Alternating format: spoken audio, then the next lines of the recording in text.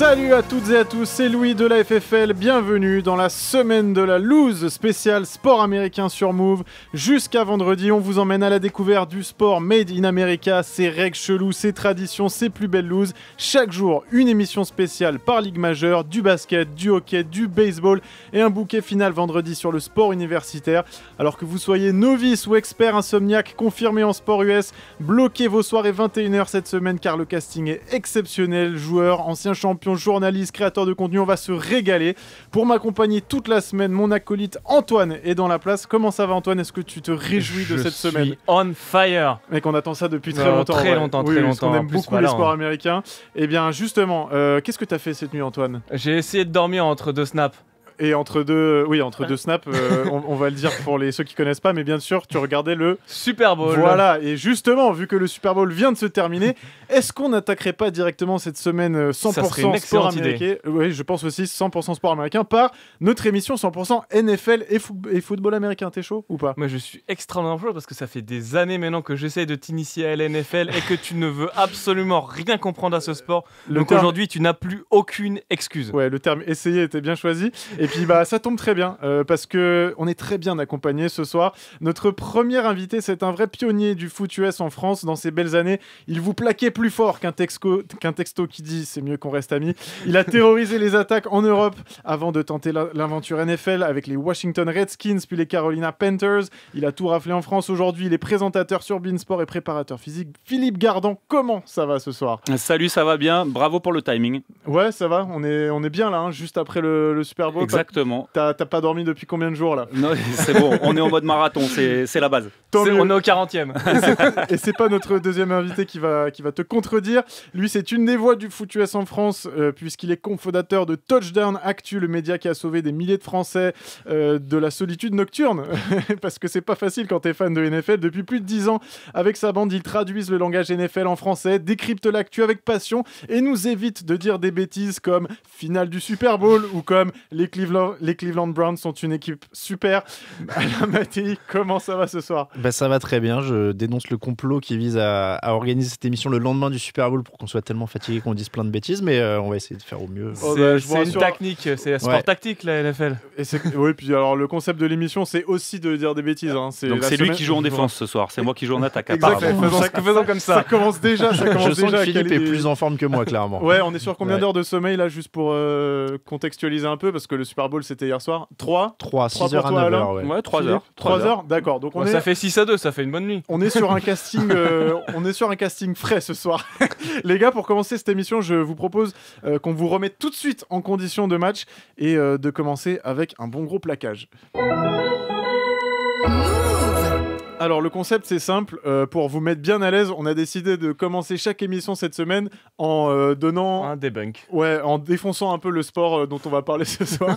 Pourquoi? Parce qu'on est aussi avec des auditeurs qui connaissent pas forcément bien le sport en question, la NFL, le foot US, et des fois on a des freins. Des petits stéréotypes. Voilà, des petits stéréotypes avant de se lancer dedans.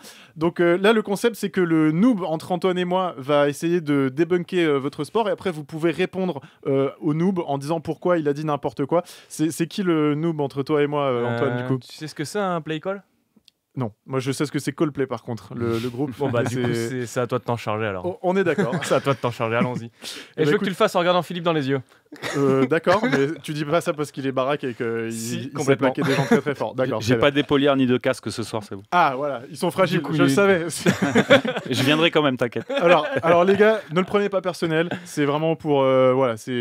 Je veux pas qu'on ait de tension entre nous, vous pourrez me répondre après ça. Alors, je vais vous débunk tout de suite le foot US et la NFL. Un jour, j'ai essayé de regarder du foot américain avec ma copine, mais à la fin du match, j'ai découvert qu'elle avait refait sa vie avec un autre homme et qu'elle avait déjà 2 enfants. C'est juste trop long vos matchs, les gars. C'est tellement long que je comprends toujours pas qu'IKEA soit pas partenaire majeur de la NFL, tellement il faut meubler entre chaque jeu. Ensuite, les règles, c'est le rugby, mais en plus compliqué. Downs, fumble, safeties, fair catch. Mais le pire, c'est les stats. Il a complété 60,3% de ses passes sous un vent de 12 km/h quand la lune était en phase descendante. Il y a une stat pour tous les gars, vraiment je pige rien.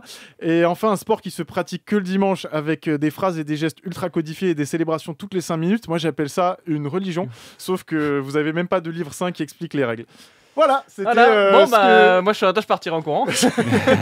Bon, Alain, Philippe, Allez-y, vous avez. Allez, on va lancer un chrono. Vous avez 60 secondes pour me dire pourquoi tout ça c'était n'importe quoi et pourquoi la NFL c'est le meilleur championnat du monde. C'est un sport qui a seulement 17 matchs en saison régulière, contrairement à beaucoup d'autres sports. Tous les matchs comptent. Il n'y a pas de remplaçants qui vont remplacer les titulaires. Tous les titulaires sont des titulaires en puissance. Du coup, chaque match on jouait à 100%. Et les vainqueurs de division, parce qu'il y a plusieurs divisions évidemment, il y a 2 conférences de 16 équipes. Dans chaque conférence, il y a 4 divisions. Ça fait déjà beaucoup de statistiques. Il suffit de se rappeler que quand tu gagnes ta division, tu vas en play-off. Les premiers vont en play-off. Et donc, il faut gagner dans ta division pour aller en finale sur les phases finales. Une fois que tu es en phase finale, il suffit de gagner 4 matchs et tu es champion. Facile. C'est pas dur. Alain, pour les 20 dernières secondes, pourquoi c'est trop stylé la NFL? C'est trop stylé parce qu'en vrai, c'est plus simple que le rugby. Je comprends rien aux pénalités au rugby. Donc, complètement si d'accord je avec toi. comprends les pénalités et tout ce qui se passe au football américain, et si vous comprenez le rugby, vous pouvez comprendre le football américain. Si tu as compris que c'est un jeu de gain de terrain et que tu as 4 tentatives pour avancer de 10 yards et que si c'est le cas, tu as à nouveau 4 tentatives pour avancer de 10 yards, bah, tu as gagné déjà. Ok, Oh, facile. solide, hein. Franchement, solide. je pense que vous m'avez donné envie pour, Mais c'est vrai que pour la c'est suite vrai de que l'émission. une fois que tu connais les règles, c'est déjà beaucoup plus simple à regarder. J'avoue que c'est quand même le principe de tous les sports. Mais bon, maintenant qu'on a... Ouais, mais je te regarde. Je sais pas. Globalement, oui. C'est vrai. Non, alors maintenant qu'on a un peu l'eau à la bouche, les gars, expliquez-nous un petit peu plus en détail. Déjà, vous, c'est quoi un peu votre parcours? Qu'est-ce qui vous a amené dans le foot américain, que ce soit en tant que joueur ou en tant que créateur? Bah, vas-y, par exemple, Philippe, pour commencer. Eh bien, écoute, moi, c'est des copains qui m'ont amené. Je regardais ça de loin sur Canal+, quand j'avais l'opportunité d'avoir des cassettes des copains qui me passaient leur enregistrement. Et c'était il y a longtemps. C'est bon, Eh oui, mais parce qu'il faut, comme ça. Là. il faut rappeler que c'était comme ça à notre époque et qu'on n'avait pas accès aussi facilement que maintenant avec Internet et les télécablés. Donc, j'y suis allé, j'ai essayé, ça a super bien marché. Mais tu sais, moi, on m'a expliqué très facilement. En défense, quand c'est une passe, tu vas au ballon, et quand c'est une course, tu vas au ballon. Tout ce qu'il faut faire, c'est faire le plaquage. Et ben c'est Le simple. ballon, le ballon. Quand tu es en défense, c'est déjà pas mal. C'est vrai Donc que c'est parti petit comme ça, et après tu t'es dit que tu voulais en faire, et c'est comme ça que tu as fini par arriver à une carrière pro. Ouais, tu sais, il y a 2 façons de continuer un sport. Soit tu es bon et tu te rends pas compte que comme tu es bon, tu continues. Soit tu aimes. Et quand t'aimes, bah, tu continues. Il se trouve que j'aimais et j'ai été bon très vite. Et quand à moins d'1 an de pratique... j'ai cru que t'allais dire moins d'1 an, je faisais déjà des plaquages. À moins d'1 an de pratique, j'ai eu la chance d'intégrer des équipes de France des moins de 19, par exemple, parce que j'étais attaqué très tard. Je faisais un autre sport avant, je faisais du ski alpin. Est-ce qu'en ski, tu te défonçais aussi les autres ou... Et non, mais c'était une super base, en fait. T'adorais rentrer dans les portes. Et exactement. Et tu sais, Ouais, il faut des appuis en ski. Voilà, exactement. Et donc, derrière, ça s'est fait assez naturellement parce que j'ai pu passer les étapes. Et puis, je suis allé chercher aussi mon futur. C'est-à-dire que je n'ai pas hésité à me déplacer du côté du sud de la France, d'Aix-en-Provence, avec les Argonautes, qui étaient une des meilleures équipes, sinon la meilleure équipe de France à cette époque-là. D'accord. Et toi, Alain, alors, comment Touchdown Actu, ça s'est fait? Très, ouais. Alors moi, c'est le parcours du fan qui a jamais joué. C'est une des autres caractéristiques, je pense, des fans de NFL en France. T'en as plein qui n'ont jamais mis les pieds sur un terrain. Et moi, j'ai ce parcours qui est un peu, tu vois, comme toi, j'avais un copain qui essayait de m'influencer, c'est-à-dire au lycée, le mec qui vient avec un maillot. À l'époque, c'était Kurt Warner. Souvenir commun, les cassettes vidéo aussi de Canal. Voilà, j'ai connu ça aussi. Là, on sur parle la pour fin. ceux qui nous écoutent, génération début 2000, fin 90. Fin 90 pour Ouais, moi. les résumés de milieu Georges 90. Eddy, Ouais. Ok. Moi, c'est Très juste après les Rams, donc le Super Bowl qui perdent contre les Patriots, donc c'est en 2002, c'est ça, qui est mon premier en direct.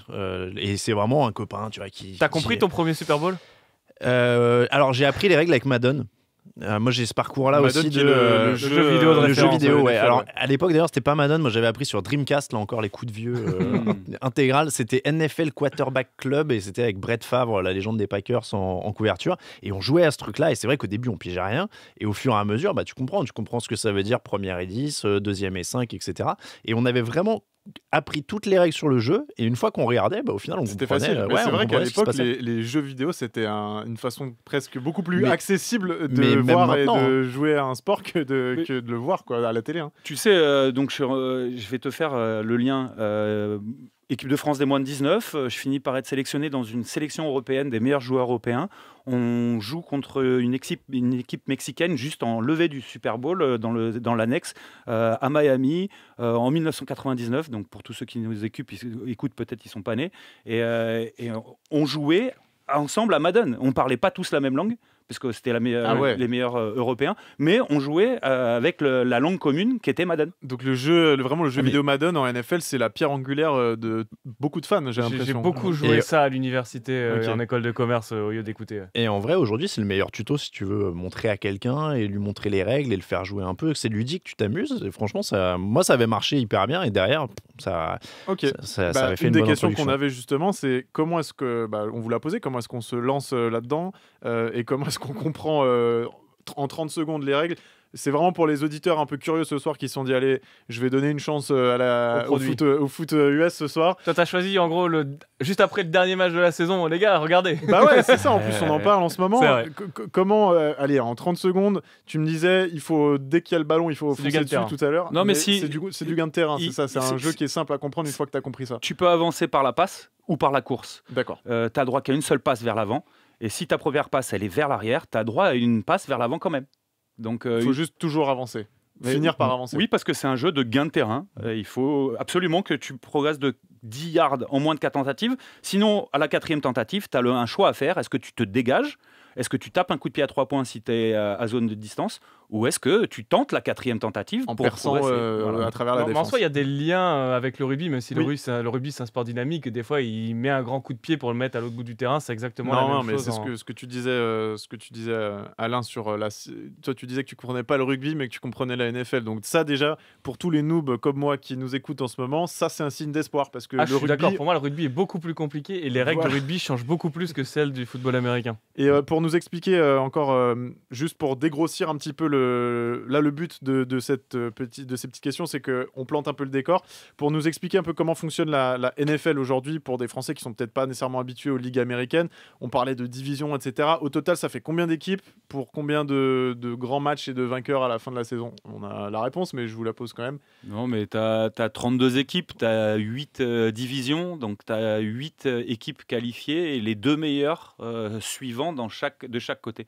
Maintenant, c'est les 3 meilleurs, même suivants. Et tu me disais, c'est 17 matchs de saison régulière, c'est ça ? 17 matchs en 18 semaines. En 18 semaines. Tu as une semaine de repos. Donc, c'est des saisons assez courtes et au final, avec comme tu disais, chaque match en NFL. Et ça, c'est peut-être un des arguments qui... Moi, c'est souvent ça que je disais à Antoine. Je disais, mais mec, moi, j'aime le hockey, par exemple. Je suis un gars j'aime la NHL et tout. Et je lui dis, mais moi, j'adore. Il y a 3-4 matchs par semaine. C'est trop bien. Il y a tout le temps du hockey. Tous les jours, il y a du hockey. Et lui, il me disait, ben non, nous, tu vois, le dimanche, c'est sacré. Ouais. C'est Sunday football. Et tout le monde est dans le truc parce que tout se joue le même jour en même temps, quoi. Mais mets-toi à la place du fan que tu es. Tu vas te déplacer, voir un match un jeudi soir et t'es fan d'un joueur et il joue pas. T'es pas dégoûté ? Bah si. Bah, donc c'est la loose. Là. C'est la loose, oui. Et nous, si t'es fan d'un joueur, à moins qu'il soit blessé, il va jouer. Ouais. Bah, c'est un peu de nouveau comme le rugby. Tu joues peu importe si et il y a un côté que je trouve très drôle en NFL, c'est qu'il jouera. Il y a qu'une seule raison pour laquelle il ne joue pas, c'est l'orage. Il peut y avoir n'importe quel temps, ils joueront. Il y a 20 cm de neige, ils joueront. C'est vrai qu'on a vu des fois des images de stades envahis sous la neige qui ça étaient pose pas de en problème. urgence. Ouais, c'est moins 20 et les mecs ils vont quand même à la castagne parce que justement il y a ce dimanche sacré qu'il faut pas rater. C'est un peu le... Oui, c'est vrai que c'est globalement ce que tu disais. La seule raison que la NFL, qui peut pousser la NFL à annuler un match, c'est qu'ils aiment pas trop que les gens soient foudroyés dans les tribunes. Mais sinon, ils sont pas fun. En fait, c'est même pas pour les tribunes. C'est parce que la grille est métallique et que le métal c'est conducteur et que si tu prends la foudre, les joueurs peuvent mourir. Tout simplement. J'avais jamais pensé au fait. J'avais pas pensé à ça parce que comme ils font évacuer les tribunes aussi par sécurité. C'est pour ça que c'est pas que la NFL. C'est toutes les ligues de foot américain dans le monde entier. C'est la seule raison pour laquelle on va annuler un match. Dans les petites divisions, évidemment, qu'il va y avoir des terrains impraticables, etc. Il y a des communes, etc. Mais ça, c'est aussi une histoire de loose. Mais en plus, ce qui est drôle, c'est que du coup, en fait, ils finissent les playoffs sont pendant l'hiver, donc tu as souvent des matchs de playoffs sous la neige. Ah bah oui, chaque année, on voit complètement... ça fait partie du folklore. Ouais. Mais tu sais qu'aux États-Unis, ils disent que le foot américain est un sport d'hiver. C'est pas un sport d'été. Les sports d'été. Ah oui, mais ils disent aussi que la pizza, c'est un légume. Je sais pas ce qu'il faut croire après. Bon, en tout cas, les gars, on y voit si quand même. Si tu veux, on fait une émission sur les États-Unis, mais pas sur le sport. Là. On la fera vendredi avec Rémi. Ouais, vendredi avec Rémi, on aura de quoi faire, je pense. Ah, oui. On y voit déjà beaucoup plus clair, les amis, sur la NFL. Maintenant, on va voir si on est prêt pour la pratique. Bon, maintenant on a les bases. En tant que noob, j'avoue que je me sens déjà un peu plus familier avec la NFL. Ça va faire plaisir à Antoine, du coup, qui attend ça depuis longtemps. On va regarder ça la saison prochaine ensemble. Sauf que maintenant, on veut faire genre quand même. À 2h du matin. Ouais. on veut step up. Moi, je veux connaître un peu les expressions à sortir pour faire genre on s'y connaît, comprendre un peu les termes techniques. Alors, pour cette séquence, c'est Antoine qui a préparé des phrases de connaisseurs. Alors vous, ça va vous parler, c'est du petit lait. Et vu que c'est moi le noob, je vais devoir les traduire sous vos yeux pleins de jugement, Alain et Philippe, et vous nous direz à peu près ce que... Écoute bien, la première, elle est facile. Vas-y. Alors, le quarterback, il est sous pression, là, et il a besoin d'une meilleure protection de sa ligne offensive. Alors, le quarterback, il est sous pression. Donc, le quarterback, c'est le mec qui fait la passe vers l'avant. C'est le seul gars qui a le droit de toucher le ballon avec les mains. Il est sous pression de qui ? Il est sous pression. Il est sous pression, donc c'est-à-dire qu'il y a des mecs de 100 kilos qui lui foncent dessus. Alors le but du quarterback, c'est d'éviter des mecs de 120 kilos qui veulent lui défoncer la tête. Et donc c'était quoi ? Il est sous pression, il a besoin d'une meilleure protection.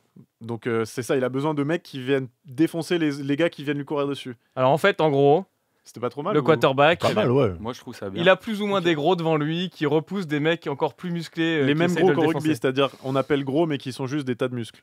Ouais, mais ils doivent. Tu sais qu'il y a beaucoup de. Donc, c'est les offensive linemen. Il y en a beaucoup que je vois, dès qu'ils arrêtent leur carrière, perdent énormément de poids parce qu'ils ont besoin d'être lourds pour. Ah oui, ça, c'est un critère selon les postes, ça, Philippe. Ouais, carrément. Si tu veux, là, je vais te donner un chiffre exact. Hier soir, l'équipe qui a gagné, c'est Philadelphie, championne de la NFL, qui remporte le Super Bowl. Sa ligne offensive, donc la ligne qui protège le quarterback, a une moyenne de 153 kilos. Wow. Ah ouais, d'accord. Ok, on est sur c'est du beau bébé. On est sur des doubles hommes en fait. C'est du beau bébé. Ok, donc première, pas trop mal. Ouais, pas mal. Vas-y, deuxième phrase de puriste, je t'attends. Le running back, là, il a bien lu les blocs. Il a été chercher les yards à travers le gap. Oula, alors, il a été chercher les yards. Donc ça veut dire que le mec, il a progressé. Alors le running back, déjà, c'est qui ? Un mec qui court et qui est derrière ? C'est le gars qui court, globalement. Ok, bon, voilà. C'est pas si compliqué, en fait. Il faut juste traduire. Et c'est vrai que le conseil que tu as donné, Philippe, que juste le but, c'est de gagner du terrain. Ah bah oui. Finalement, en fait, moi, ça me clarifie tout. Tu vois, pas ça, déjà, on me l'avait jamais expliqué, tu vois. Moi, je voyais juste des mecs se tabasser. Non, ça, c'est du MMA. Dessus. Non, mais c'est vrai. Donc, ok, deuxième, pas trop mal. Et dernière, je crois que c'était alors, plus compliqué. Alors, t'es prêt ? Ouais. Les Niners, ils sont spécialistes pour exécuter un outside zone, là, avec leur guard qui reach block le defensive tackle en one tech et le tackle qui monte au second niveau pour bloquer le linebacker et bien ouvrir la ligne de course. Il y a Philippe qui surveille le langage pour être sûr que l'appel il est bon là. Je vois dans ses yeux je te laisse réagir en premier. Time out de. Alors, t'as arrêté où? Niners, déjà, je savais pas qui c'était. C'est une équipe. Ouais, ça je l'ai compris. Non, j'ai rien compris. Ils sont spécialistes pour exécuter un outside. Je t'avoue que même moi là, j'ai eu beaucoup de mal. J'ai un peu demandé à l'intelligence artificielle. Ok, mais comme Philippe, est-ce que c'était correct? Non, mais si tu veux, ça c'est un langage de coach. Et Alain, tu le dirais comment toi? Ah non, mais alors moi je suis journaliste, pas consultant. Moi c'est ma limite. Moi c'est ma limite et c'est le moment où je dis. Et alors Philippe, cette action, comment on l'analyse? Voilà. Ce que tu viens de dire, c'est juste que c'est un jeu en débordement extérieur. Et si tu simplifies comme ça, parce qu'un reach block, c'est juste que tu vas essayer avec ton bloc de bloquer le joueur à l'intérieur. Donc tu vas essayer d'aller chercher vers l'extérieur. La technique 1, c'est juste le joueur qui se trouve aligné à cet endroit-là. Et l'outside zone, c'est un jeu à l'extérieur où il a le choix de revenir à l'intérieur si jamais il a envie. Donc j'ai essayé de me rappeler de tous les mots que tu as dit. Déjà, c'est la base. Il suffit d'avoir un film. Mais ce qui est drôle, c'est qu'au final, à la télé, ce que tu vas juste voir, c'est un running back gagner peut-être 2 yards. Exactement. Exactement. D'ailleurs, le point commun des deux actions que tu as citées, c'est que si le running back s'y prend mal, il rencontrait Philippe, généralement. En théorie. Dans l'histoire, du coup, le linebacker, c'était toi. En théorie, c'est ça. Et tu peux nous expliquer vite fait, justement, c'était quoi ton rôle dans l'équipe, ton poste? Et donc, c'était linebacker. Et linebacker, c'est, si tu es spécialiste du rugby, c'est un 3e ligne qui plaque beaucoup, qui touche peu de ballons, donc un 6 ou 7 au rugby. Donc ton but c'était de casser des clavicules, toi? Ou des genoux, des rotules. Il faut aller chercher plus bas. J'ai pas été assez précis. Si je peux me permettre, c'est l'objectif de chaque défenseur en NFL, quel que soit le poste. Mais du coup, toi, t'étais peut-être plus contre la course, c'est ça? En théorie, tu es responsable en premier de la course. En fait, chaque joueur est responsable d'une responsabilité primaire et une responsabilité secondaire.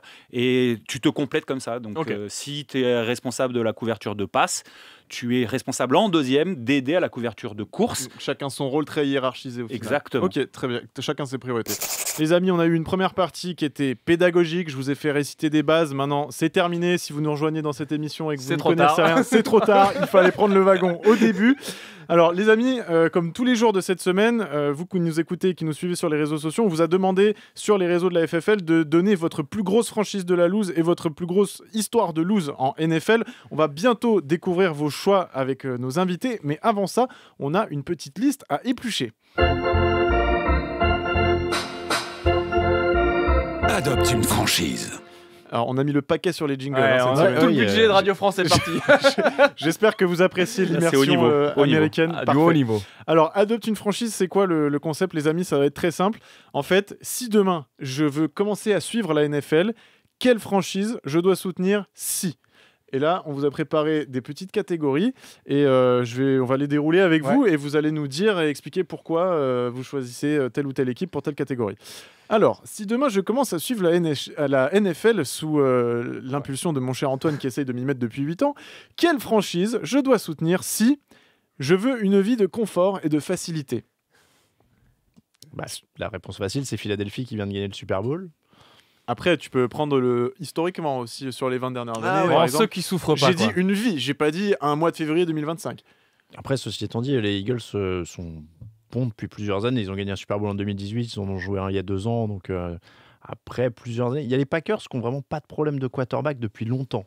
Ouais, c'est vrai. Ça assure une bonne vie généralement. Ouais, le quarterback, c'est quand même le truc c'est la colonne vertébrale de ton équipe. Hein. Si t'es bien à ce niveau-là, ça va. Si tu veux une vie, je dirais San Francisco, parce que là, tu remontes avec les Joe Montana, que même ceux qui connaissent pas le sport, les Jerry Rice, et puis ils étaient au Super Bowl l'année dernière, ils étaient au Super Bowl il y a 3 ans. C'est une valeur sûre du foot américain. C'est une équipe qui connaît pas la souffrance. Elle connaît la souffrance. Il y a eu des petits creux. Cette année, par exemple, elle souffre. D'accord, mais c'est jamais, c'est long, quoi. Non, c'est jamais long. C'est jamais des séries de 10 ans de tunnels abyssales, quoi. C'est une franchise qui est bien gérée. Je pense que ça fait souvent la différence, le management et les propriétaires, j'ai l'impression, en NFL. Un peu dans tous les sports. C'est pas faux. Comme dans tous les sports US. On l'a vu avec nos amis fans de NBA récemment. Ouais, je dirais San Francisco. Donc pour la vie de confort et facilité, si vous devez en retenir 2 ou 3 franchises de NFL, vous metteriez lesquelles? Donc San Francisco. Ouais. Moi, j'aime bien Green Bay pour le côté historique aussi, parce que c'est vrai qu'il y a des titres, il y a des grands quarterbacks, Brett Favre, Aaron Rodgers, la Jordan Love qui commence bien sa carrière. Ok, donc Green Bay, San Francisco, c'est... Il y a peu de... Pittsburgh aussi est hyper régulier. Ouais, mais là, c'est un mauvais exemple. Enfin, je pense que c'est un mauvais exemple parce que ce qui est en train de se passer, c'est pas la vie tranquille en ce moment. Et là, on parle de vie tranquille. Et là, attention, ils ont fait les playoffs. Faut pas oublier que tu as quand même des franchises. Juste faire des playoffs, ça serait une année incroyable. Oui, c'est vrai qu'ils sont. Bon, on a déjà deux noms. Pour une première catégorie, c'est pas mal. Voilà, on fait quand même la côte est. Alors, mais oui, là, on vient de nommer des équipes qui sont titrées. Oui, donc on est quand même sur des champions et des grandes équipes. Très bien. Si demain je commence à suivre la NFL, quelle franchise je dois soutenir? Si j'aime l'échec, mais aussi les belles victoires. Un peu Donc un peu d'anti. Il t'en faut une de temps en temps. Ouais, j'aime l'échec, mais quand je gagne, c'est beau. Ouais, les Giants, moi je dirais. C'est vrai. Ah ouais, ça marche. New York. Oui. Ouais, les Giants parce que c'est une équipe qui arrive à gagner des Super Bowls alors qu'elle se qualifie en dernière position. Elle est sous-cotée. Elle finit par battre les têtes de série et elle est championne. Ou alors elle est nulle. Et puis après, elle revient exactement de la même manière. D'accord, donc il faut pas suivre cette franchise si t'as l'électrocardiogramme un peu sensible. Non. Ouais, et en plus, il y a quand même incroyable, c'est que l'équipe des Giants, c'était quand même l'équipe qui a ruiné la saison parfaite. Et ça, si tu veux un peu creuser dans l'histoire de la NFL, t'as les Patriots qui avaient fait la saison parfaite, qui allaient gagner le Super Bowl, et ils s'en sortent sur un miracle. Et je pense qu'en tout cas, dans la légende de la NFL, c'est vraiment le match qu'il faut revivre pour comprendre ce qui s'est passé ce jour-là. Ok, donc vous avez dû le vivre en direct, c'est sûrement un de vos grands moments, non? Alain, oui. Ouais. Et donc, si je résume, j'aime l'échec, mais aussi les belles victoires. Vous vous accordez. Toi Alain, c'était Giants. Toi, ce serait quoi? Alors, les Giants, ça marche complètement. Dans un autre genre, moi, j'aime bien Tampa parce que c'est une équipe qui a eu une période de lose incroyable au début de son histoire. Ils étaient vraiment le fond du fond. Et ils ont par contre des périodes où ils sont exceptionnels. Au début des années 2000, ils ont une des meilleures défenses de l'histoire. Ils gagnent un Super Bowl en étant dominateurs. Et ils ont gagné un titre avec Tom Brady là, il y a quelques années. Oui. Donc il y a des très très hauts.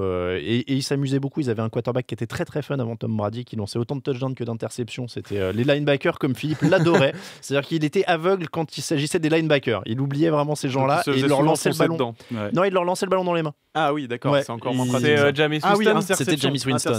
Qui faisait des speeches de pré-match absolument incroyables. Il le fait toujours. Donc j'en ai une autre. Los Angeles Rams. Vrai.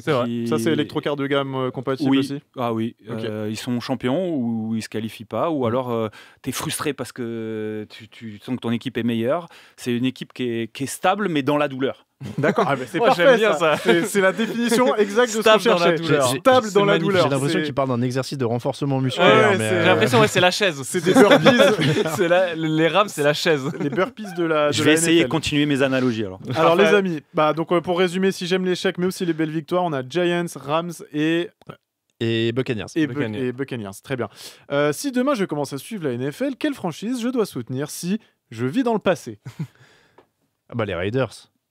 Ouais. Je vis dans le passé, ça veut dire j'ai pas vécu le titre depuis 30 ans, je raconte les seuls faits d'armes que j'ai, c'était en noir et blanc. Les Raiders. En plus, si c'est en noir et blanc, c'est les Raiders. Ouais. Vu que c'est leur couleur. Ok, donc là, il n'y a pas de débat. Non. Les Cowboys, à la limite, si tu veux vivre il y a 30 ans. Les Dolphins aussi. Les Dolphins aussi, ouais. Les Dolphins, tu peux dire ça. C'est quoi dans ces trois équipes celle qui a pas gagné depuis le plus longtemps? Les Raiders, je pense. C'était quand? Ah non, les Raiders, ils ont 20 Raiders ou Dolphins? Ah non, c'est les Dolphins. Ouais, j'ai un trou dans la chronologie, mais Dolphins. Après, vous avez dormi 3 heures aussi, les gars. Donc ces deux-là, on en demande beaucoup là. À peu de choses près, c'est ces deux-là. Mais on est genre sur quoi? Dans les années 60 70? Ouais, 70, oui, puisque la saison parfaite, c'est 72.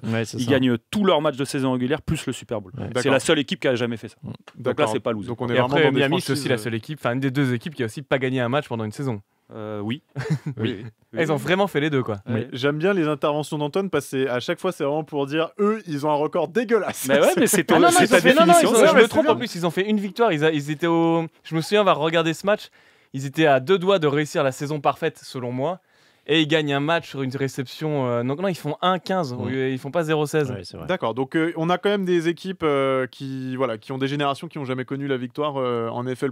Moi, par exemple, qui suis d'origine stéphanoise dans le foot dans ma famille, ce serait ces équipes-là qu'on irait soutenir. Oui, tu peux dire. Ou si tu supportes aussi les Habs en hockey. Je supporte aussi Montréal en NHL, donc c'est vrai que moi j'ai. Tu peux rajouter rien vécu. Tu peux rajouter les Jets si tu veux. Arrêtez dans ces cas-là. Les Jets, c'est vrai que les Jets c'est dur. Les Jets, mais pourtant ils ont gagné. Mais il y a longtemps. Ouais, là, c'est à 60. Ok. Et dernière catégorie, les amis. Ma préférée. Si demain, je commence à suivre la NFL, quelle franchise je dois soutenir si je veux une vie de souffrance et de larmes? Voilà, il y a un triangle d'or, moi. Alors, vas-y. Pour moi, il fait tous les États-Unis, mais c'est New York Jets à l'est, Cleveland au milieu, Las Vegas Raiders à l'ouest. Philippe Gardan, qu'est-ce que tu en penses de ce triangle d'or de la loose et de la souffrance totale? Reste avec les Cleveland Browns, ça suffit. Ah ouais? Toi, tu mets. Numéro 1. Toi, c'est pas un triangle, c'est un point. Ah ouais. Disons que Cleveland, c'est l'ultime. Après, tu as des variantes. C'est-à-dire que les Jets, c'est la franchise qui te fait souffrir, mais en te donnant de l'espoir. C'est un peu différent. Cleveland, et en rigolant bien, les Jets. Ouais, il y a moins d'espoir à Cleveland. D'accord, il y a de la souffrance, mais il y a au moins de l'espoir. C'est ça que je veux comprendre. Il n'y a pas d'espoir à Cleveland. Ah, Cleveland, c'est rien. Je parlais des Jets. Il parlait des Jets. Oui. Les Jets, il y a trop d'espoir pour pas assez de résultats. C'est ça. Tu sais qu'à Cleveland, ils ont renommé leur équipe. Du moins, il y a des sites internet qui parlent de la ville parce que toute la ville sent un peu la défaite. Et c'est The Factory of Sadness. Oui. Ouais, c'est vraiment l'usine à tristesse où en fait. Il y a même un site qui s'appelle comme ça. On a découvert ça. Factoryofsadness.com. Parfait, les mecs. Merci pour vos éclaircissements. Je sais quelle franchise adopter. Moi, si je me mets, je pense que ce serait les Giants. J'ai bien aimé le côté électrocardiogramme. Voilà, tu es vraiment au bon moment pour supporter les Giants. Le côté panache, tu sais, un peu qu'on aime bien en France. Parce que sache que les Giants, cette saison, ils ont même raté leur tanking. Ah oui, d'accord. C'est-à-dire qu'il y avait, en gros, il fallait être dans les 2 premiers pour avoir un quarterback qui était bien hypé, et ils sont terminés 3, tu vois. D'accord. Et écoute, moi, je vous propose qu'on regarde ce qu'a dit la communauté. Tiens. Absolument.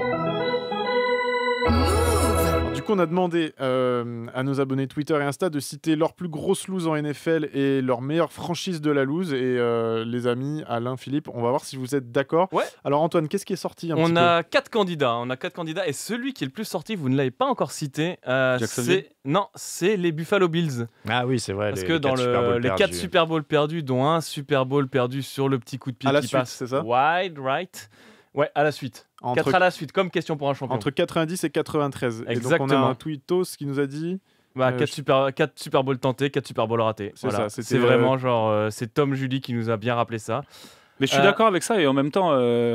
il y a quand même des franchises qui sont jamais allées au Super Bowl. Bien sûr. Mais eux, ils y sont allés 4 fois. Ils ont perdu, certes, 4 fois, mais il y en a 4 qui sont jamais allés. Quoi. Je suis d'accord avec toi, mais on a un slogan à la FFL, c'est il y a rien de pire que l'espoir. Ah oui, non, mais il y a du panache, ça c'est sûr. Mais c'est vrai que ça pose la question de dire est-ce que tu préférais qu'ils se soient fait éliminer au premier tour des playoffs et qu'on n'en parle pas. C'est vrai qu'en un sens, ils ont atteint le Super Bowl. Ils rentrent même pas dans la catégorie de la loose. Mais je me demande s'il y a d'autres franchises qui ont fait 4 Super Bowls d'affilée. Je suis même pas sûr. Pas d'affilée, c'est les seuls. Il y a les Vikings qui ont joué 4 Super Bowls sans gagner. Mais la loose, c'est aussi ça, c'est de toucher le bonheur du bout des doigts 4 années de suite et de jamais l'avoir. C'est sûr que je sens que ça vous plaît à vous. Ça, c'est dans votre définition. On aime vraiment la désillusion profonde. On aime la défaite, mais on aime surtout quand elle est belle. Il y a vraiment un truc en plus. Dans ces cas-là, c'est vrai qu'il y en a une qu'on n'a pas dit. Il y a le 28-3 d'Atlanta. De toute façon, là, on parle qu'il va être dans leur liste. Il arrive. On parle des franchises. Ouais, mais les Falcons sont liés à ce 28-3 éternellement. Bah tiens, du coup, on a eu d'autres réponses. On a eu Fred Romanet qui nous a dit les Falcons parce qu'ils ont perdu un Super Bowl qu'ils avaient gagné. Ah bah c'est sûr. Là, c'est la plus grosse loose de l'histoire du Super Bowl. Tu as gagné ce match. Tu l'as gagné. Donc là, on parle, pour contextualiser, du Super Bowl 2017, où les Falcons mènent 29-3, c'est ça 28-3 à la mi-temps, c'est ça non, pas à la mi-temps. Troisième quart-temps. Milieu, fin, ouais. Et il y a Tom Brady qui se réveille et qui rate plus rien. Donc ça, c'est pour vous, c'est plus grosse loose all-time sans discussion. C'est le Super Bowl le plus hallucinant de l'histoire. Sur un match, oui. Sur une saison, non. Mais sur un match, oui. C'est hallucinant. Et il n'y a plus de culture de l'instant qui tienne. Là, même avec le recul, il n'y a pas eu de match avec un scénario plus ouf, même il y a 100 ans. Genre. Non, plus ouf, t'as pas. Tu peux avoir la déception d'un des matchs des Raiders, de Buffalo, où je crois que c'est en 1991. Ouais, ils ratent le coup de pied sur le gong. Alors qu'ils avaient défoncé tout le monde en playoff, mais sur un match avec autant d'avance. Surtout, ils n'ont jamais gagné le Super Bowl. Ils se voyaient. Enfin, je pense qu'il y avait déjà les barrières et les t-shirts qui sortaient. Ils avaient le meilleur joueur de la saison en titre. Matt Ryan venait d'être élu MVP. Ils menaient largement. Enfin, il n'y avait rien en face en plus. Oui, ils sont complètement. Les Patriots ont l'air complètement amorphes pendant 2 quarts temps et demi. Enfin, tout a l'air plié. C'est pas le Super Bowl où il y avait un fan qui avait fait un pari avec Eugénie Bouchard, la joueuse de tennis. Genre, elle devait l'emmener en date s'il remontait au 4e quart et au final, ils ont réussi. Et du coup, il a fait un date avec Eugénie Bouchard, je crois. Il y aura au moins un mec qui aura gagné quelque chose. Ouais, je me souvien de l'anecdote, mais je me rappelle plus de l'année en effet. Il me semble que c'était ça. Oui, parce que c'était les Patriots. Je vois que t'as des belles références à NFL. Mais non, mais c'est parce que moi je suis le tennis et c'est pour le sport, ok. Bon, on a aussi évidemment Minute of Decade qui va nous dire que la franchise FFL, c'est les Browns. Il n'y a pas de débat. 0-16, disparition de la franchise en 95. Leur lose au poste de QB, toi, Manziel, Watson. Il dit même cette phrase qui est terrible pour moi, même les Lions ne leur arrivent pas à la cheville. Donc qu'est-ce que vous dites à cet abonné qui lui du coup il est plutôt côté Browns? Mais il y a un truc qui est terrible moi je trouve avec les Browns qu'on rappelle pas souvent et pas assez. Tu disais ils se font piquer leur équipe en 95 et c'est vrai que les Cleveland Browns originels déménagent et en fait ça devient les Baltimore Ravens qui sont une franchise qui gagne énormément, qui sont hyper bien construits, donc ils se barrent avec leurs joueurs, ils se barrent avec tout et après on recrée les Browns en 99 et là ça devient une équipe qui gagne plus rien. Donc en plus d'avoir perdu leur équipe, il y a cette rage que leurs joueurs soient partis dans une autre ville et qu'ils aient gagné là-bas. C'était vraiment la ville maudite en fait. Exactement. Et puis, si tu parles de la loose, tu as 20 équipes qui ont gagné un titre, tu en as 12 qui n'ont pas gagné, mais tu en as 4 qui n'ont jamais eu l'opportunité de jouer un Super Bowl. 4. Cleveland en fait partie. Détroit en fait partie. Houston en fait partie. Et pour toi, c'est plutôt ça les franchises de la loose finalement. C'est ceux qui n'ont jamais été en position de rêver en fait. Si on parle all-time, ils ont jamais prétendu à pouvoir gagner un titre. Ok. Bah ça se tient. Nous on est plus dans le panache, toi t'es dans le réalisme froid. Ah non, sur un match, alors là sur un match. Oui, bien sûr. Et on avait quand même pour finir. On avait une dernière, The Kid 64 qui lui avait dit les Jets avec, alors je connaissais pas cette anecdote, le fils du propriétaire qui rejetait des trades en se basant sur les notes Madden. C'est une rumeur qui a circulé cette année, ça, que le proprio était visiblement très influencé par ses fils, je sais plus s'il en a un ou deux. Alors lui il a démenti depuis, mais la rumeur, j'ai vu si c'était ESPN qui avait relayé ça ou quoi, disait que il écoutait beaucoup trop ses enfants et que ses gamins lui disaient non là il a pas une bonne note Madden. Moi j'aime cette information donc elle est vraie. Et voilà, après t'en fais ce que t'en veux, mais lui dit que c'est pas vrai. C'est là où s'arrête mon expertise. J'en sais rien du tout. Il y avait eu ce Hard Knocks du coup avec aussi le propriétaire des Giants, donc on a eu ça là cet été. Hard Knocks c'est quoi juste pour Hard Knocks c'est en fait une émission qui s'infiltre un peu dans les coulisses des franchises quand soit ils font leur camp d'entraînement, et là c'était un peu pendant l'intersaison où ils font des choix, et donc il y a Saquon Barkley qui vient de gagner le Super Bowl avec Philadelphie, et donc déjà il fait non si donc c'est le propriétaire des Giants qui fait si Saquon y part et qu'il va à Philadelphie, jamais je m'en remettrai. Donc le mec part à Philadelphie et en plus se barre, et surtout il y a le fils du propriétaire qui lui dit hey, draft Jason Daniels. Et là, il n'a pas drafté Jason Daniels, et Jason Daniels, c'est le meilleur rookie offensif de la saison. D'accord, donc j'ai pas tout compris, mais grosso modo, c'est la grosse loose, quoi. Grosso modo, son fils avait plus raison que lui. Ok, d'accord. Bah écoutez, donc si on doit résumer, juste on reprend cette séquence. On doit en choisir une. Une franchise de la loose, historiquement. C'est laquelle pour vous? Je pense qu'on se rejoint sur les Browns globalement. Ouais. Si c'est franchise all-time, c'est les Browns. Je sais qu'il y a des frustrés du côté de Détroit, mais au moins ces derniers temps, ils sont prétendants. Là, les Browns, ils sont. Et puis, ils ont eu 30 quarterbacks les 20 dernières années. Ils ont eu combien 6 coachs lors des 10 dernières années. Il n'y a pas de stabilité. C'est nul. Je suis désolé, mais même leur nom est pourri quand même, parce que les Browns, leur couleur, elle est nulle. Les marrons de Cleveland, quoi. Pourquoi il y a des joueurs qui vont là-bas, ils n'ont pas le choix ou ils n'ont pas le choix. Ils ont pas le choix. Si certains ont le choix. C'est un gros chèque, ils ont le choix, mais sinon. Mais si tu veux vraiment, pour finir sur ce sujet-là des Browns, la superstar des Browns a demandé la semaine dernière de partir, d'être échangé. Ouais, d'accord, donc c'est vraiment la franchise cimetière, quoi. Oui, et puis en plus, il y a une dimension qui s'est rajoutée quand même ces 2 dernières années, qui est moins drôle. Mais ils avaient un quarterback qui commençait à marcher à peu près. Ils l'ont remplacé par un quarterback qui était quand même beaucoup plus controversé parce qu'il avait énormément d'affaires extrasportives autour de lui. Ils ont trouvé ça intéressant d'agrémenter ça du plus gros contrat de l'histoire de la NFL. Et en fait, le mec est nul maintenant. Donc, d'accord. Pour te donner vraiment la finalité de l'histoire sur les quarterbacks, c'est le poste le plus important au foot américain. La colonne vertébrale. En 20 ans, il y a eu 2 saisons où un quarterback a commencé la totalité des 2 saisons pleines. Et c'est un quarterback qui aujourd'hui star et le quarterback référence du côté de Tampa Bay. Il s'appelle Baker Mayfield. C'est le seul en 2019 et 2020, les 2 seules saisons depuis 21 ans où Cleveland a eu un quarterback qui a commencé le match 1 au match 16 ou 17, parce qu'il y a eu une évolution au cours de ces dernières années. Donc c'est... Cimetière. Je parle pas souvent comme ça, mais là. Ok. Et du coup, on le disait sur un match. Là, la plus grosse loose, vous étiez tous les Falcons. Deux unanimes. C'est Atlanta New England 2017. Le Super Bowl 2017. Ouais. Ok, bah très bien. Je pense qu'on a. Merci les amis pour ce débat. Finalement, tout le monde était assez d'accord. Les amis, on a donc bien parlé au début. On a posé les bases de l'émission. On a posé les bases sur la NFL pour que les noobs comme moi puissent comprendre quelque chose. Là, on vient d'élire notre franchise de la loose et notre plus grosse lose all time. Ça va pas été finalement si compliqué que ça. Maintenant, c'est Antoine qui nous a concocté un quiz, et là je crois qu'on a tous à peu près les mêmes chances de répondre, que ce soit ils s'y connaissent peut-être, ils connaissent peut-être les anecdotes que je vais citer. Effectivement, régale-nous. On en parlait tout à l'heure, on a une image des joueurs de NFL qui, s'ils jouent pas, il faut qu'ils aient une jambe cassée, quoi. Donc c'est des Warriors, mais cependant ils n'ont pas que des blessures honorables et glorieuses, Donc on va revenir en 1999, l'offensive tackle des Cleveland Browns, évidemment, Orlando Brown en plus, va être victime d'un incident totalement improbable qui va l'éloigner des terrains pendant plusieurs années. Est-ce que vous savez ce qui s'est passé? Attends, il va vous donner les Petit réponses. A, pardon, ouais. Un petit drapeau lancé par l'arbitre atterrit directement dans son œil, le rendant aveugle. Petit B, il court sur le terrain, se prend les pieds dans les chaînes des arbitres et se fracture le ménisque gravement. Ou petit C, il s'intoxique en buvant du Gatorade laissé trop longtemps au plein soleil sous la touche. Je crois que c'est le mouchoir dans l'œil. Un mouchoir dans l'œil. La chaîne. La chaîne. Alors donc attends que je récapitule. Le mec s'est blessé. Les arbitres ils lancent des petits mouchoirs là pour les pénalités. Pour montrer où est-ce que. Ok. Donc il se serait pris ça dans l'œil. Sinon la deuxième réponse c'est la chaîne. La chaîne des arbitres, c'est quoi ça, les chaînes des arbitres? C'est très compliqué, mais c'est avec ça qu'ils mesurent les yards. D'accord. C'est pas du tout numérique. Donc, il se prend les pieds dans comme à la pétanque pour mesurer. D'accord, j'ai capté. Ou le Gatorade intoxiqué. Et la C, c'est du Gatorade qui a tourné au soleil. Vous dites quoi, les amis? Alain? Moi, je dis le mouchoir, je crois. Le mouchoir de l'arbitre dans l'œil? Ouais. Ok. Et toi, Philippe? La chaîne. Toi, tu penses que c'est possible de se blesser avec un foulard? Non, mais c'est pas possible de se blesser avec un flag non plus. Donc, D'accord, bah écoutez, je pense que c'est par esprit d'homogénéité, je vais choisir la réponse C. Tu veux qu'il y ait obligatoirement un gagnant? Exactement, il s'intoxique en buvant du Gatorade trop chaud. C'est Alain qui a raison. Ah, ce pauvre Orlando Brown, il s'est vraiment pris le. Alors, je crois que le mouchoir resté au bout, hein, c'est pour ça, il y a un truc.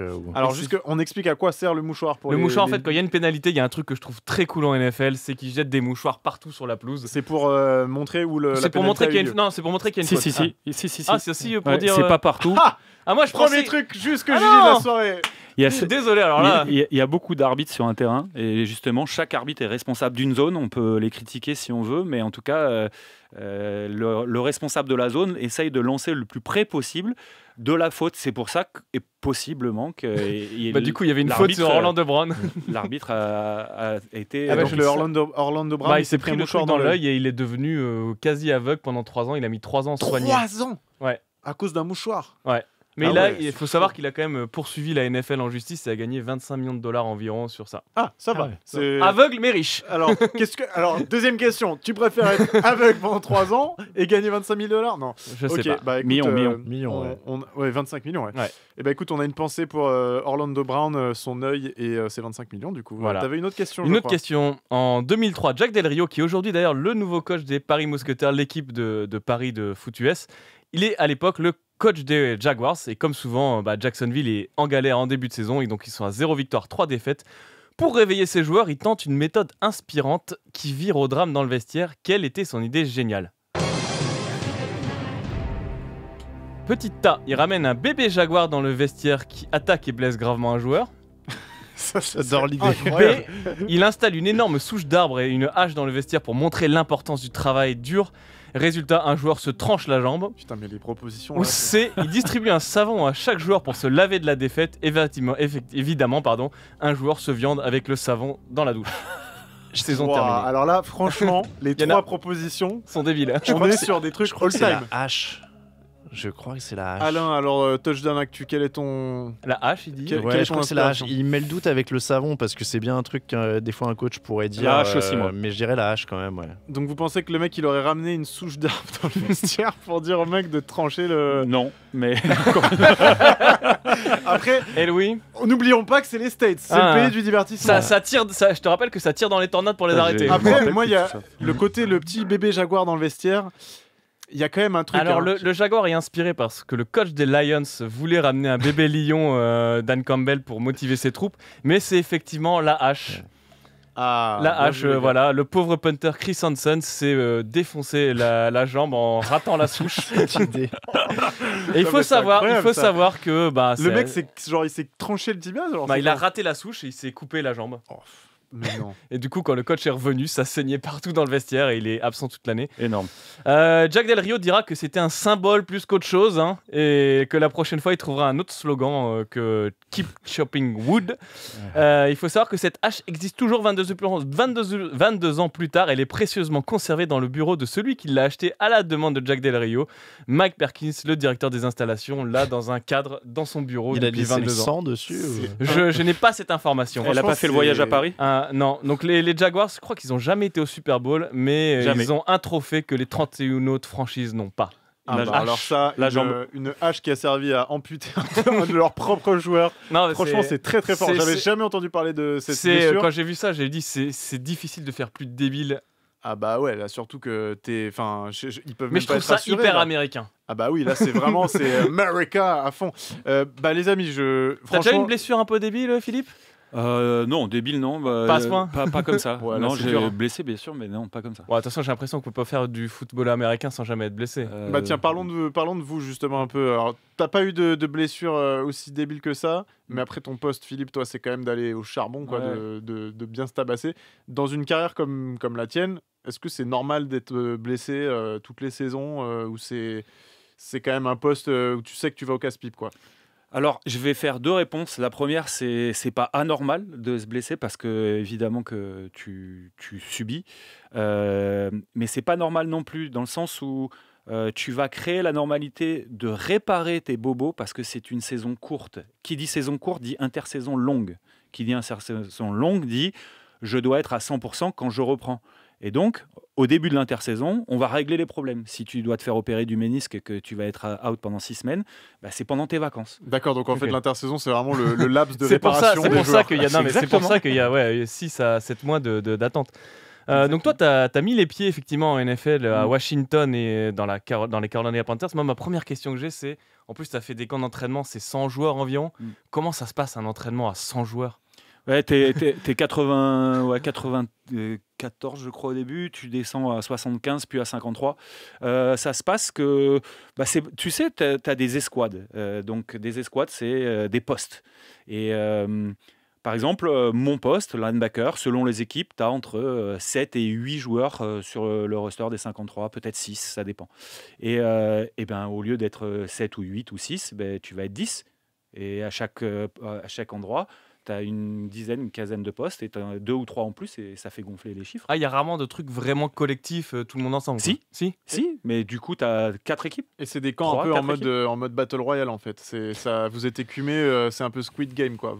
Carrément. En fait, tu es dans la même équipe quand tu joues contre les autres, mais tu es chacun pour soi quand tu fais les camps d'entraînement. C'est vrai que finalement, dans ton escouade, ceux qui sont avec toi, t'as pas envie de le voir 2 mois plus tard, quoi. Mais en fait, et c'est la particularité de ce sport, c'est-à-dire que si tu agis comme tu viens de le dire, tu ne seras même pas dans l'équipe parce qu'il faut que tu sois collectif.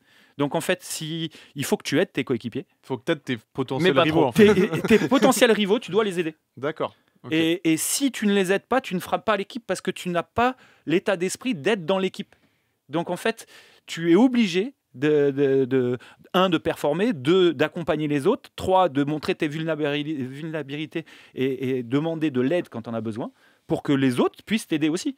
Ok, ouais, donc il y a quand même un esprit très très fort. Mais ça, c'est dans tous les sports US, j'ai l'impression. Dans tous les sports US. Le côté respect, etc., pour certains trucs, c'est complètement la jungle et le dawa, mais quand il s'agit de rester droit, l'éthique, machin, tout ça, ils sont très attachés à ça, j'ai l'impression, nos amis. Après, oui, Alain, officieusement, je crois que la hache de Jack Del Rio, c'était pour le Battle Royale. Mais remarque, ça marche. Hein. Alors les gars, fin du camp d'entraînement.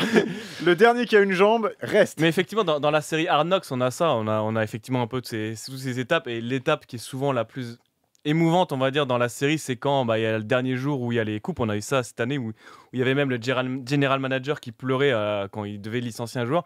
Toi, tu es passé par cette étape. Ouais. C'est un souvenir comment pour toi ? Juste concrètement, ça veut dire quoi ? C'est que le dernier jour, tu as genre 30 joueurs qui doivent partir, il en reste plus que 50. C'est et ça effectivement, on voit le general manager les appeler les uns après les autres en disant bon, écoute, je te serre la main, peut-être qu'on se reverra cette saison. Mais Et donc, toi, tu es passé par là, Philippe ? Pour le coup, c'est un peu moins parce que tu réduis d'abord de 95 à 70 et puis à 53.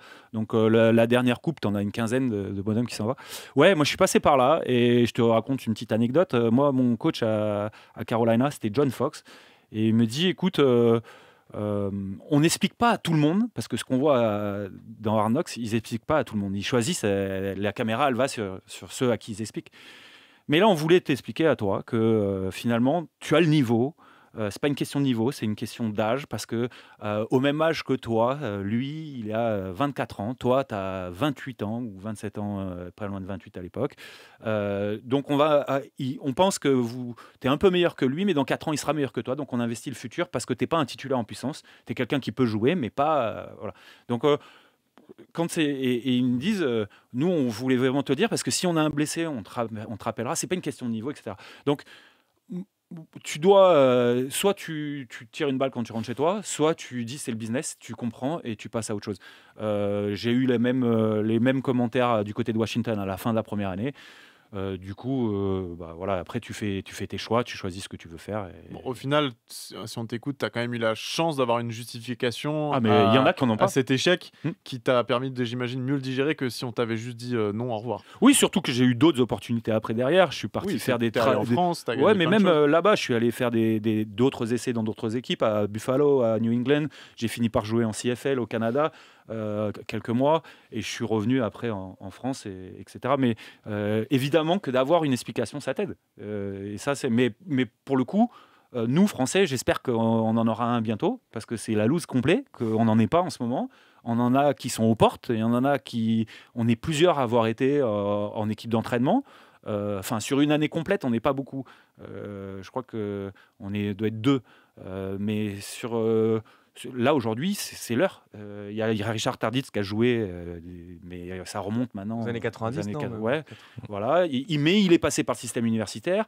Aujourd'hui, je pense qu'il faut passer. Et là, moi, j'avais envie de placer ça aujourd'hui. C'est carrément la loose. Non, mais vraiment, Alain, on a besoin de ça maintenant. C'est quoi ton diagnostic justement sur l'état, en tout cas, la France dans la NFL aujourd'hui? C'est quoi ton analyse? C'est ce que dit très bien Philippe, c'est que là on a vraiment des gens qui sont aux portes plus que jamais depuis 2-3 ans. Là il y a des candidats à la draft, il y a des joueurs qui intègrent. Il y a un programme international maintenant de la NFL. Ils ont créé un programme international par lequel des joueurs entrent, se font une place dans un effectif, dans une équipe d'entraînement. Et là on y est presque. On a des candidats à la draft, on a des joueurs qui commencent à être dans les rangs universitaires. Et c'est vrai que Richard Tarditz était passé par Georgia, qui est une fac prestigieuse. Donc ça va finir par. Tu penses que le vent peut tourner bientôt? Après on a des candidats à la draft, mais on n'a pas de drafté. Donc en fait, candidat à la draft, il suffit qu'un mec finisse son universitaire et puis il dit moi je suis candidat à la draft. On en a plein, mais ça, je veux dire, ça veut pas dire qu'on a le niveau.